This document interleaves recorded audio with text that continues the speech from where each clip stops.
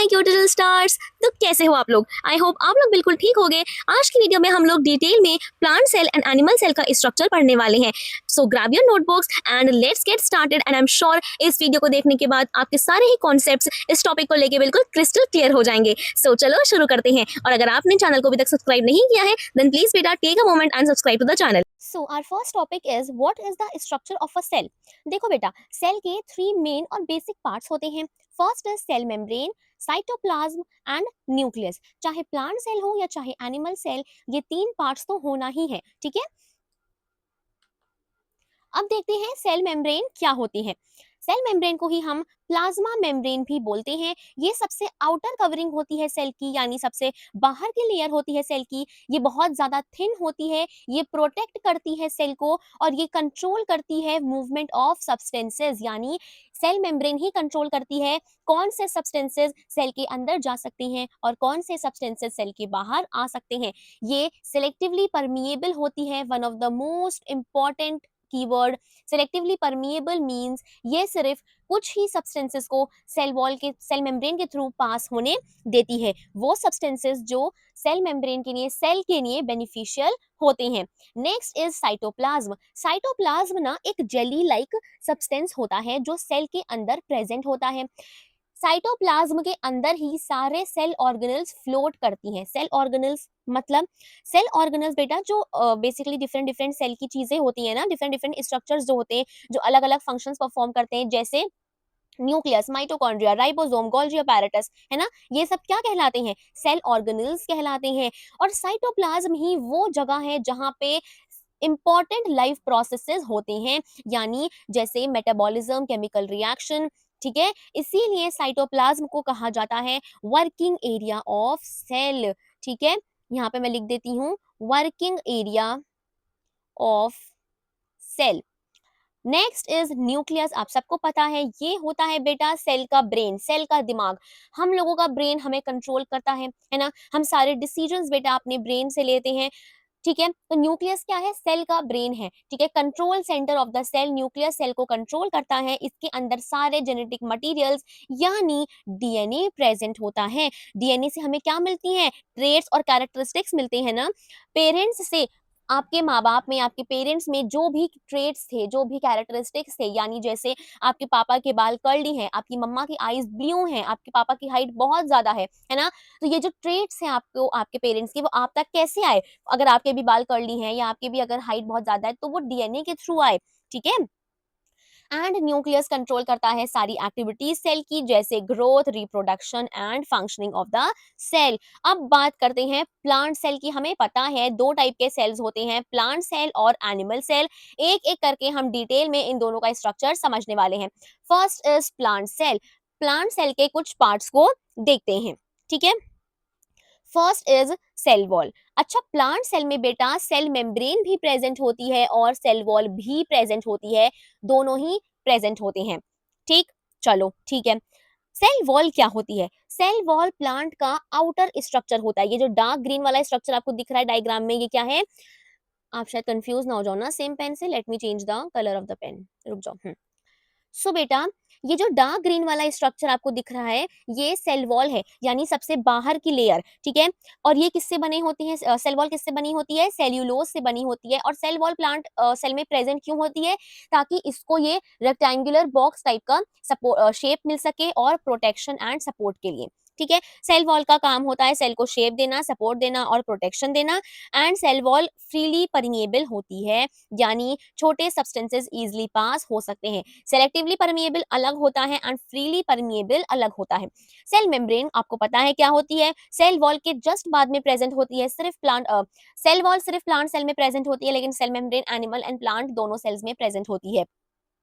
Cell membrane बेटा present होती है सेल वॉल के बाद। And cell membrane selectively permeable होती है क्योंकि ये कंट्रोल करती है मूवमेंट ऑफ सब्सटेंसेस, कौन सा सब्सटेंस अंदर जाएगा सेल के, कौन सा सब्सटेंस बाहर आएगा। Cytoplasm obviously jelly like substance होता है, ठीक है, सेल के अंदर होता है। इसमें सारे ऑर्गेनल्स बेटा फ्लोट करते हैं, है ना, सारे ऑर्गेनल्स प्रेजेंट होते हैं। एंड ऑब्वियसली न्यूक्लियस जो क्या होता है? ब्रेन होता है सेल का, कंट्रोल सेंटर होता है, ये कंट्रोल करता है सारी एक्टिविटीज। एंड इसमें क्या प्रेजेंट होता है? डीएनए, जो कि क्या है? जेनेटिक मटेरियल होता है, ठीक है। आई होप बेटा आपको यहाँ तक समझ में आ रहा होगा। कोई भी डाउट या क्वेरी है तो please let me know in the comment section.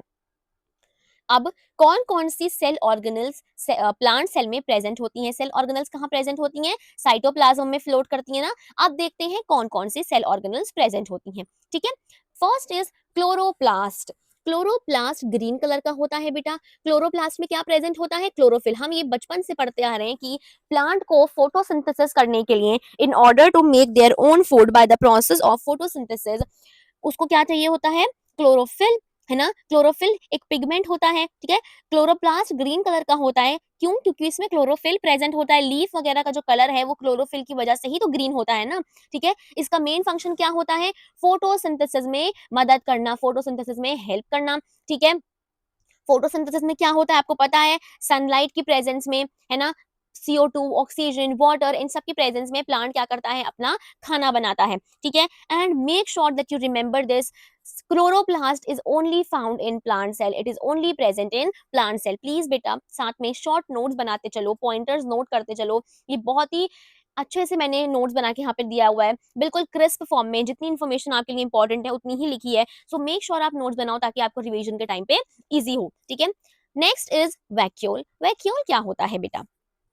Plant cell में सेंटर में एक लार्ज सैक टाइप होता है जिसे हम क्या बोलते हैं? वैक्यूल बोलते हैं, ठीक है। ये जो है सेल सैप से फिल्ड होता है, यानी इसके फंक्शंस क्या होते हैं? स्टोर फूड, ये वाटर, फूड और वेस्ट को स्टोर करता है। ये टर्जिडिटी मेंटेन करता है, यानी प्रेशर मेंटेन करके प्लांट सेल को टाइट रखता है, रिजिड रखता है, क्योंकि उसका स्ट्रक्चर कैसा होता है प्लांट सेल का? एक रेक्टेंगुलर बॉक्स के शेप में होता है, राइट। वैक्यूल की वजह से जो प्लांट सेल है वो सीधा रहता है, यानी अपराइट रहता है, ठीक है बेटा। Next is mitochondria, obviously powerhouse of the cell, ठीक है। Powerhouse of the cell होता है ये, स्मॉल रॉड शेप का इसका स्ट्रक्चर होता है। माइटोकॉन्ड्रिया बेटा प्रोड्यूस करते हैं एनर्जी, इनका काम है एनर्जी प्रोड्यूस करना। एंड बेटा माइटोकॉन्ड्रिया किसके फॉर्म में एनर्जी प्रोड्यूस करते हैं? ATP के फॉर्म में, यानी एडिनोसाइन ट्राइफॉस्फेट के फॉर्म में माइटोकॉन्ड्रिया एनर्जी प्रोड्यूस करते हैं। वो एनर्जी हमारी बॉडी कंज्यूम करके डिफरेंट लाइफ प्रोसेसेस को परफॉर्म करती है, ठीक है। इसे powerhouse of the cell इसलिए कहा जाता है क्योंकि ये एनर्जी का सप्लाई करता है हमारी बॉडी में। नेक्स्ट इज एंडोप्लाज्मिक रेटिकुलम, ये दो टाइप के होते हैं, rough endoplasmic reticulum and smooth endoplasmic reticulum. Rough के ऊपर बेटा, रफ एंडोप्लाज्मिक रेटिकुलम के ऊपर राइबोसोम्स प्रेजेंट होते हैं। ये दिख रहा है आपको, ये वाले स्ट्रक्चर येलो येलो डायग्राम में, ये राइबोसोम्स हैं और ये किसके ऊपर प्रेजेंट है? रफ एंडोप्लाज्मिक रेटिकुलम के ऊपर है। स्मूथ एंडोप्लाज्मिक रेटिकुलम के ऊपर राइबोसोम प्रेजेंट नहीं होते, इसीलिए क्योंकि रफ एंडोप्लाज्मिक रेटिकुलम के ऊपर राइबोसोम्स लगे होते हैं, ये प्रोटीन बनाता है। एंड स्मूथ जो है वो फैट्स बनाता है, यानी लिपिड्स बनाता है। Fat is also known as lipid. Ribosome क्या होते हैं? ऑब्वियसली अभी हमने देखा प्रोटीन का सिंथेसिस करते हैं, यानी ये बहुत छोटे पार्टिकल्स होते हैं। आप देख सकते हो डायग्राम में कितने छोटे छोटे पार्टिकल्स हैं, और ये क्या करते हैं? ये सिर्फ प्रोटीन बनाते हैं, ठीक है बेटा। चलो next is Golgi apparatus and plastids. Golgi apparatus क्या होते हैं? ये एक स्टैक लाइक स्ट्रक्चर होता है। स्टैक है, आप स्टैक समझते हो ना। फॉर एग्जांपल आपके पास अभी बहुत सारी बुक्स हैं, आप क्या करो एक जगह पे स्टैक यानी इकट्ठा करके रख दो, एक बुक के ऊपर एक के ऊपर एक, एक के ऊपर एक, एक के ऊपर एक, तो ये क्या बन जाएगा? स्टैक बन जाएगा। तो गोल्जी अपैरेटस कैसा है? ये स्टैक लाइक स्ट्रक्चर होता है, ठीक है। मतलब ये लेयर की तरह होता है। इसका फंक्शन क्या होता है? Modify and pack substances. देखो ये क्या करता है? सब्सटेंसेस को पैक करता है ना, मॉडिफाई करता है और सेल के डिफरेंट पार्ट्स में सेंड कर देता है। सब्सटेंसेस क्या मतलब मैम? कौन से सब्सटेंसेस ये पैक करता है? वो सब्सटेंसेस बेटा जो हमारे सेल को, हमारी बॉडी को नीडेड होते हैं, ठीक है। समझ गए आप? सो गोल्जी अपैरेटस क्या करता है? सब्सटेंसेस को मॉडिफाई करता है, पैक करता है। कौन से सब्सटेंस? जैसे प्रोटीन हमारी बॉडी को जरूरत होती है, लिपिड्स, है ना, तो उनको मॉडिफाई करके पैक करके हमारे सेल के डिफरेंट पार्ट्स में सेंड कर देता है। अब बात करते हैं प्लास्टिड्स की। तीन टाइप के होते हैं, chloroplast, chromoplast and leucoplast. Chloroplast बेटा ग्रीन कलर के होते हैं, ठीक है। ग्रीन कलर के हैं तो ऑब्वियसली क्या प्रेजेंट होगा इनमें? क्लोरोफिल प्रेजेंट होगा। जहां पर भी आपको ग्रीन कलर दिख जाए और प्लांट की बात हो रही हो, आप समझ लेना कि वहां क्लोरोफिल प्रेजेंट है। क्लोरोफिल प्रेजेंट है तो ऑब्वियसली ये फोटोसिंथेसिस परफॉर्म करेंगे, ठीक है। क्रोमोप्लास्ट बेटा कलरफुल होते हैं। ये फ्रूट्स जो फ्रूट्स एंड फ्लावर्स में आपको डिफरेंट डिफरेंट प्यारे प्यारे कलर्स दिखते हैं ना, वो क्रोमोप्लास्ट की वजह से ही होते हैं, ठीक है। ल्यूकोप्लास्ट बस क्या करता है बेटा? ये स्टोर करता है फूड मटेरियल को, ठीक है। जैसे फूड मटेरियल, जैसे कार्बोहाइड्रेट्स वगैरह को स्टोर करता है, ठीक है, ग्लूकोज वगैरह को। इसके अलावा इसका कोई काम नहीं होता। तो यहाँ तक था बेटा प्लांट सेल का एक डिटेल्ड स्ट्रक्चर। अब बात करते हैं एनिमल सेल की, कि एनिमल सेल क्या होते हैं। देखिए बेटा, एनिमल सेल तो पहली बात या तो राउंड होता है इस तरह से, या फिर इरेगुलर होता है। प्लांट सेल में क्या था, शेप फिक्स था, है ना, rectangular boxy shape. Plant animal cell में ऐसा नहीं, या तो ये राउंड होगा या थोड़ा इरेगुलर, यानी टेढ़ा मेढ़ा ऐसे करके शेप्स इसके हो सकते हैं, कुछ भी। प्लांट एनिमल सेल के पास सेल वॉल नहीं होती और क्लोरोप्लास्ट नहीं होती, ऑब्वियसली बेटा, आगे पढ़ेंगे हम, ठीक है। सेल वॉल नहीं होती, क्यों नहीं होती, क्योंकि ये इसका शेप ही इरेगुलर होता है, इसीलिए तो इसके पास सेल वॉल नहीं है ना, ठीक है। ओके, प्लांट्स फोटोसिंथेसिस करते हैं इसीलिए उनमें क्लोरोप्लास्ट होता है, लेकिन एनिमल्स डायरेक्टली फूड को कंज्यूम करते हैं इसलिए क्लोरोप्लास्ट की जरूरत नहीं है। और अगर सेल वॉल होती तो प्लांट एनिमल सेल का स्ट्रक्चर कैसा होता, रिजिड होता, है ना, लेकिन एनिमल सेल कैसा होता है, इरेगुलर होता है शेप में, इसीलिए उसमें सिर्फ सेल मेम्ब्रेन प्रेजेंट होती है, सेल वॉल प्रेजेंट नहीं होती। इंपॉर्टेंट पार्ट्स की बात करें, सबसे पहला पार्ट है cell membrane. Obviously cell membrane ही एनिमल सेल की आउटर बाउंड्री होती है। ये देखो कितना क्यूट सा डायग्राम है, मुझे इतना क्यूट लगा था। सो ऑब्वियसली मतलब I know you will also love it. Cute cute चीजें बड़ी पसंद आती हैं हम लोग को, है ना। चलो, सेल मेम्ब्रेन क्या होती है, आउटर बाउंड्री होती है। सेल मेम्ब्रेन कंट्रोल करता है मूवमेंट ऑफ सब्सटेंसेस, ठीक है। ये कंट्रोल करता है कौन सी चीज सेल में जाएगी, कौन सी चीज सेल के बाहर आएगी, ठीक है। इसीलिए सेल मेम्ब्रेन को हम क्या बोलते हैं, सेलेक्टिवली परमिएबल भी बोलते हैं। मैं बार बार कह रही हूँ इस चीज को, बार बार यूज कर रही हूँ इस टर्म को, ताकि आपको ये लर्न हो जाए, ठीक है। Selectively permeable. Next is cytoplasm, jelly like fluid होता है, ये जो दिख रहा है, ये लाइट पिंक पिंक, ये क्या है, साइटोप्लाज्म ही तो है ना, ये देखो। और इसमें क्या होती हैं, सेल ऑर्गेनल्स होती हैं। सारे cell organelles, vacuole, nucleus, lysosome, mitochondria, ये सब देखो कहाँ है, साइटोप्लाज्म में ही तो है ना। नेक्स्ट इज न्यूक्लियस, जो ऑब्वियसली कंट्रोल करता है सारी एक्टिविटीज। ब्रेन होता है सेल का, सेंटर होता है सेल का, जेनेटिक मटेरियल होता है इसमें विच इज डीएनए। अब तक आई होप बेटा आप लोग को ये बाय हार्ट लर्न हो गया हो, क्योंकि मेरा यही मोटिव रहता है कि आप लेक्चर देखो तो एटलीस्ट कुछ परसेंट तो आपको बाय हार्ट लर्न हो जाए, ताकि रिवीजन के टाइम आपको ईजी हो, ठीक है। चलो आप देखते हैं सेल ऑर्गेनल्स, यानी कौन कौन सी सेल ऑर्गेनल्स एनिमल सेल में प्रेजेंट होती हैं। फर्स्ट इज माइटोकॉन्ड्रिया, जिसे हम powerhouse of the cell बोलते हैं। मैंने वो सब चीजें यहाँ पे दोबारा इसलिए नहीं लिखी क्योंकि अभी हमने प्लांट सेल में वो चीजें पढ़ी थी। माइटोकॉन्ड्रिया क्या है, powerhouse of the cell है। ये एनर्जी प्रोड्यूस करता है, किसके फॉर्म में एनर्जी प्रोड्यूस करता है, एटीपी के फॉर्म में। एटीपी का फुल फॉर्म क्या होता है बेटा, जल्दी से मुझे कमेंट करो, एटीपी का फुल फॉर्म क्या होता है, एडिनोसाइन ट्राइफॉस्फेट, ठीक है। मैं लिख भी देती हूँ यहाँ पे, अगर आपको नहीं पता है तो कोई बात नहीं, पढ़ते पढ़ते सीख जाओगे। एडिनोसाइन ट्राइफॉस्फेट, ठीक, ठीक है मैम। एंडोप्लाज्मिक रेटिकुलम क्या होता है अब, अच्छा देखो एक चीज और, माइटोकॉन्ड्रिया कैसे एनर्जी प्रोड्यूस करता है ये मैंने आपको नहीं बताया। देखो माइटोकॉन्ड्रिया को powerhouse of the cell हम बोलते हैं क्योंकि ये एनर्जी प्रोड्यूस करता है। फिर जो भी हम खाना वाना खाते हैं ना, ये क्या करता है, उस फूड को ब्रेक डाउन करता है, ठीक है, ब्रेक डाउन करके एनर्जी बनाता है, और फिर वो एनर्जी सेल में भेज देता है, सेल में ट्रांसफर कर देता है, जिससे कि हम डिफरेंट एक्टिविटीज परफॉर्म कर पाते हैं, चलना फिरना, सोना, खाना, घूमना, पढ़ना, और हमारी बॉडी डिफरेंट एक्टिविटीज परफॉर्म करती है, मूवमेंट, ग्रोथ, है ना, ये सब। Next is endoplasmic reticulum, ER. ये एक नेटवर्क जैसा स्ट्रक्चर होता है जो सेल के अंदर मटेरियल्स को ट्रांसपोर्ट करता है, ट्रांसपोर्ट मटेरियल, है ना। एंड ये क्या बनाता है, प्रोटीन एंड फैट बनाता है। एंड ऑब्वियसली इसके दो टाइप होते हैं, smooth endoplasmic reticulum and rough, sorry sorry smooth, wait wait बेटा वेट, हाँ, E R which is endoplasmic reticulum. S R नहीं होगा यहाँ पे, एस ई आर होगा, थोड़ा कंफ्यूज हो गई थी मैं, वेरी सॉरी। सो एंडोप्लाज्मिक रेटिकुलम ईआर, इसके दो टाइप होते हैं विच इज एसईआर यानी smooth endoplasmic reticulum, and RER which is rough endoplasmic reticulum, ठीक है। ये डायग्राम देखो कितना सुंदर से डायग्राम्स है यार। देखो ये जो लाइट येलो टाइप के वो दिख रहे हैं आपको, छोटे छोटे गोल गोल से स्ट्रक्चर्स, ये क्या है, राइबोसोम्स हैं। और राइबोसोम कहाँ प्रेजेंट होते हैं, रफ एंडोप्लाज्मिक रेटिकुलम पे प्रेजेंट होते हैं। इसीलिए रफ एंडोप्लाज्मिक क्या करता है बेटा, प्रोटीन बनाता है, प्रोटीन का क्या करता है, सिंथेसिस। एंड जो वो होते हैं स्मूथ एंडोप्लाज्मिक रेटिकुलम होते हैं, वो क्या करते हैं, फैट का सिंथेसिस करते हैं।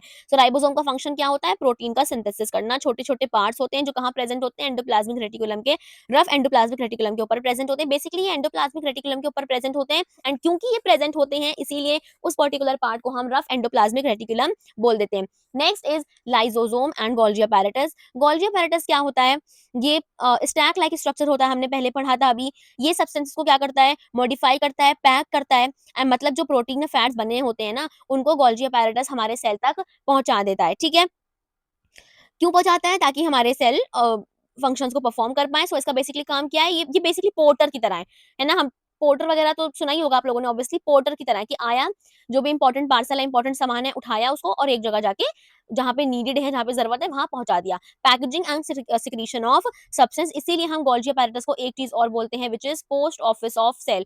क्योंकि देखो पोस्ट ऑफिस में क्या होता है, चीजें आती हैं, है ना, लेटर्स आते हैं, चीजें आती हैं, इंपॉर्टेंट चीजें, और वो हम तक पहुंच जाती हैं। सो पोस्ट ऑफिस का यही काम है। तो Golgi apparatus is like a post office of cell. Lysosome की बात करें, स्मॉल सैक्स होते हैं बेटा, ठीक है, जिनमें पावरफुल एंजाइम्स होते हैं, ये वेस्ट मटेरियल और अनवांटेड सब्सटेंस को डाइजेस्ट करते हैं। लाइसोसोम क्या करता है, ये देखो, वेस्ट मटेरियल और अनवांटेड सब्सटेंसेस को डाइजेस्ट कर लेता है, इसीलिए इसे हम सुसाइडल बैग बोलते हैं। ठीक है, क्योंकि अगर ये बर्स्ट हो जाए तो ये पूरे सेल को भी डिस्ट्रॉय कर सकता है। इसमें इतनी एनर्जी होती है, इतनी टॉक्सिसिटी होती है, ठीक है, कि yes, you heard me right, toxicity. जैसे आपके दोस्त कुछ टॉक्सिक हैं, आपकी लाइफ में कुछ टॉक्सिक पीपल है, but still you are not cutting them off, just like those people, lysosome is also very toxic, कि अगर ये बर्स्ट हो जाए तो ये पूरे सेल को डिस्ट्रॉय कर सकता है।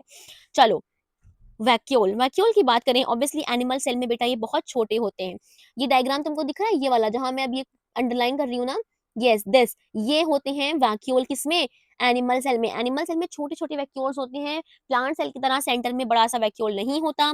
एंड ऑब्वियसली वैक्यूल का काम होता है स्टोरेज, जैसे फूड, वाटर या वेस्ट मटेरियल को थोड़ी देर के लिए स्टोर करना। सेंट्रोजोम की अगर बात करें, सेंट्रोजोम सिर्फ एनिमल सेल में प्रेजेंट होता है। सेंट्रोजोम का फंक्शन होता है सेल डिवीजन में हेल्प करना। ठीक है, इसका मेन फंक्शन क्या है, सेल डिवीजन में हेल्प करना। जब सेल डिवाइड होता है तो सेंट्रोजोम स्पिंडल फाइबर बनाने में हेल्प करता है, जिससे जेनेटिक मटेरियल प्रॉपर्ली डिवाइड हो सके। ठीक है, next is prokaryotic cell. Prokaryotic cells are cells that do not have a true nucleus. The genetic material is not enclosed inside a nucleus. मतलब क्या है इसका, प्रोकैरियोटिक सेल्स क्या होते हैं देखो, प्रोकैरियोटिक सेल्स ऐसे वाले सेल्स होते हैं जिनमें ट्रू न्यूक्लियस प्रेजेंट नहीं होता। ट्रू न्यूक्लियस प्रेजेंट यानी इनके पास इनका जो जेनेटिक मटेरियल होता है वो इनसाइड द न्यूक्लियस, यानी न्यूक्लियस के अंदर नहीं होता। ठीक है, ये ऐसे ही, इनका जो जेनेटिक मटेरियल है ना, ये ऐसे ही बस फ्लोट करता रहता है। ठीक है, ठीक है मैम, अब देखो एक चीज, प्रोकैरियोटिक सेल्स वो सेल्स होते हैं जिनके पास ट्रू न्यूक्लियस नहीं होता, मतलब इनका जेनेटिक मटेरियल डीएनए के किसी भी इनक्लोज स्ट्रक्चर यानी मेम्ब्रेन के अंदर इनक्लोज नहीं होता। सबसे पहले फीचर क्या है प्रोकैरियोटिक सेल का, नो ट्रू न्यूक्लियस, यानी न्यूक्लियर मेम्ब्रेन एब्सेंट होती है, डीएनए साइटोप्लाज्म में ऐसे ही फ्रीली फ्लोट कर रहा होता है। वेरी स्मॉल एंड सिंपल होते हैं ये। ठीक है, यानी ये साइज में छोटे होते हैं, सिंपल होते हैं, इनमें कॉम्प्लेक्स स्ट्रक्चर्स प्रेजेंट नहीं होते, इनका स्ट्रक्चर बिल्कुल सिंपल होता है। Pro means by the way old, you means new, ये ध्यान रखना। ठीक, एक और इंपॉर्टेंट फीचर जो मेम्ब्रेन बाउंड ऑर्गेनल्स होती है ना, मतलब माइटोकॉन्ड्रिया, गोल्गी apparatus, लाइसोसोम, ये सब प्रेजेंट नहीं होती। इसका रीजन ये है कि सेल इवोल्यूशन के अर्ली स्टेज के है ना, ये वाले सेल, इसीलिए इनमें स्पेशलाइजेशन जो होती है वो बहुत कम होती है। लेकिन सेल मेम्ब्रेन प्रेजेंट होती है, तो सब्सटेंसेस की एंट्री, यानी कौन सब्सटेंस अंदर आ पाएगा सेल के, कौन बाहर जा पाएगा, इसको कंट्रोल करती है। ये सेल को एक्सटर्नल इन्वायरमेंट से भी प्रोटेक्ट करती है। And finally last but not the least, cell wall present होती है काफी केसेस में प्रेजेंट नहीं होती, क्योंकि ये सेल को डैमेज होने से बचाती है। And prokaryotic cell, simple words में इतना याद रखो, स्मॉल होते हैं। ठीक है, प्रोकैरियोटिक सेल कैसे होते हैं, स्मॉल होते हैं, सिंपल होते हैं, इनमें जो डीएनए होता है वो फ्री होता है, यानी किसी मेम्ब्रेन के अंदर बाउंड नहीं होता, एंड ये बेसिक स्ट्रक्चर इनमें प्रेजेंट होते हैं। एंड प्रोकैरियोटिक सेल का इकलौता example which is bacterial cell. Bacterial cell में यहाँ पे देखो तुम, राइबोसोम प्रेजेंट है, साइटोप्लाज्म है, और ये डीएनए है साइटोप्लाज्म में ऐसे ही बस फ्लोट कर रहा है ना। साइटोप्लाज्मिक मेम्ब्रेन है, यहाँ पे जो कॉम्प्लेक्स स्ट्रक्चर है वो सब प्रेजेंट नहीं है। Last topic of this chapter, eukaryotic cells. Eukaryotic cells क्या होते हैं? वो सेल्स होते हैं जिनमें न्यूक्लियस प्रेजेंट होता है। न्यूक्लियस उनमें भी होता है बेसिकली, मतलब basically not nucleus but DNA, genetic material present होता है, बट इसमें क्या होता है, प्रॉपर न्यूक्लियस होता है। जेनेटिक मटेरियल प्रॉपर्ली न्यूक्लियस के अंदर होता है। ठीक है, इनका जो ठीक है बेटा, समझ गए? इसका रीजन ये है कि न्यूक्लियस के अराउंड एक न्यूक्लियर मेम्ब्रेन होती है। हमने देखा था ना न्यूक्लियस का स्ट्रक्चर, शायद या नहीं देखा है? रुको, लेट मी चेक।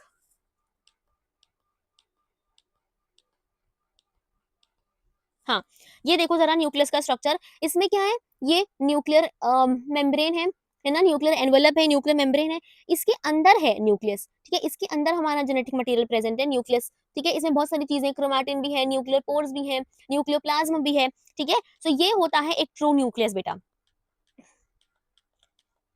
हाँ, सो ठीक है, न्यूक्लियर मेम्ब्रेन क्या करती है, डीएनए को प्रोटेक्ट करती है और उससे सेल के बाकी पार्ट्स अलग रखती है। यूकैरियोटिक सेल का जो साइज होता है वो जनरली कॉम्प्लेक्स होता है, लार्ज होता है, क्योंकि इनमें डिफरेंट पार्ट्स अपना स्पेसिफिक काम करते हैं। यूकैरियोटिक सेल के कुछ important features, true nucleus present है, लार्ज एंड कॉम्प्लेक्स होता है, मेम्ब्रेन बाउंड ऑर्गेनल जैसे mitochondria, endoplasmic reticulum, Golgi apparatus etcetera, ये सब प्रेजेंट होते हैं, एंड ये एक वेल ऑर्गेनाइज्ड स्ट्रक्चर होता है। And examples of eukaryotic cells are plants and animals. And अभी हमने एनिमल्स एंड प्लांट का स्ट्रक्चर पढ़ा और आपने देखा कि एनिमल्स और प्लांट्स दोनों में ही बेटा सेल ऑर्गेनल्स प्रेजेंट होती हैं। ठीक है, तो आपको समझ आया यूकैरियोटिक एंड प्रोकैरियोटिक सेल में डिफरेंस। सो बेटा, यूकैरियोटिक सेल में सारी मेम्ब्रेन बाउंड ऑर्गेनल्स प्रेजेंट होंगी, बट प्रोकैरियोटिक में प्रेजेंट नहीं होंगी। ठीक है, लार्ज होता है यूकैरियोटिक, कॉम्प्लेक्स होता है, on the other hand prokaryotic simple होता है। जेनेटिक मटेरियल यूकैरियोटिक में प्रॉपर्ली इनक्लोज होता है, बट उसमें इनक्लोज नहीं होता। ऑल्सो एक चीज और यहाँ पे बेटा, कुछ आपने, आई होप आपको ये चीज रिटेन हुई हो, बट मैं फिर भी एक बार बता देती हूँ, कौन कौन से ऑर्गेनल्स प्लांट सेल में प्रेजेंट होते हैं बट एनिमल सेल में प्रेजेंट नहीं होते हैं। सेल वॉल प्रेजेंट होती है प्लांट सेल में, एनिमल सेल में एब्सेंट होती है। क्लोरोप्लास्ट बेटा एनिमल सेल में प्रेजेंट होता है, लेकिन सॉरी क्लोरोप्लास्ट प्लांट सेल में प्रेजेंट होता है, but animal cell does not have chloroplast. ठीक है, वैक्यूल बेटा प्लांट सेल में बीच में होता है, सेंटर में होता है लार्ज वैक्यूल, लेकिन on the other hand animal cell में छोटू सा वैक्यूल होता है या फिर एब्सेंट होता है। प्लास्टिड्स बेटा, प्लास्टिड्स प्लांट सेल में होती हैं, लेकिन एनिमल सेल में प्लास्टिड नहीं होती। ठीक है, animal cell does not have plastids. Centrosome plant cell में नहीं होता, लेकिन एनिमल सेल में होता है। क्यों? क्योंकि प्लांट्स एनिमल सेल में सेंट्रोसोम सेल डिवीजन के टाइम पे काम आता है। ठीक है, so that's it for today's video. I hope आपके सारे बेसिक सारे कॉन्सेप्ट्स क्लियर हुए हों। प्लीज बेटा स्टार्टिंग से ही पढ़ाई करते चलो, सो दैट लास्ट में आपके लिए कंफ्यूजन और बर्डन, ठीक है, ये सब चीजें ना हो। मेक श्योर आप अपने सारे कॉन्सेप्ट्स स्टार्टिंग से ही क्लियर कर रहे हो। So thank you so much for watching, मिलते हैं एक नई वीडियो में। सो तब तक के लिए bye bye, take care and do your best and keep doing what you know love to do. Please study, अपनी खेलने वेलने के लिए भी टाइम निकालो, बट अपना स्क्रीन टाइम बिल्कुल कम करो। And yes, thank you so much for watching, bye, and also please beta subscribe to the channel, it means a lot to me.